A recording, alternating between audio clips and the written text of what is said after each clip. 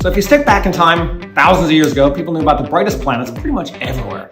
These are Mercury, Venus, Mars, Jupiter, and Saturn. And pretty much every culture knew about these 5 planets, which they could easily see up in the sky. They had different names for them, names that we use now in English. These come from the Roman names.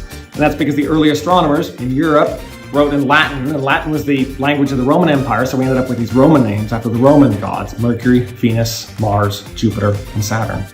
If we keep on going outward, we have 3 more things that historically have been called planets. So you have Uranus, Neptune, and Pluto. These are Greek or Roman names. These planets weren't seen by the Greeks or Romans, but because the discoverers wanted their planets to fit in with the existing theme of the mythology of the existing planets. And all these are totally different than the inner planets because these were discovered more recently. They're fainter and they move more slowly. You can't see them with your naked eye. You have to use a telescope, and that's how they were discovered. But since then, as telescopes have gotten bigger and bigger, and astronomers keep finding smaller and smaller things in the solar system, and we discovered some things that are just a couple of meters across, like literally the size of a person.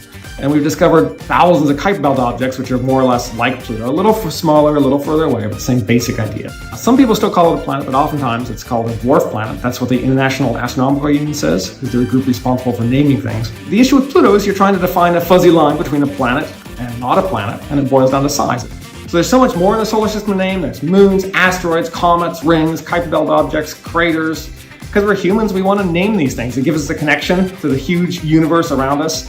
Thousands of years from now, people are still going to be naming planets as we continue to explore the world around us.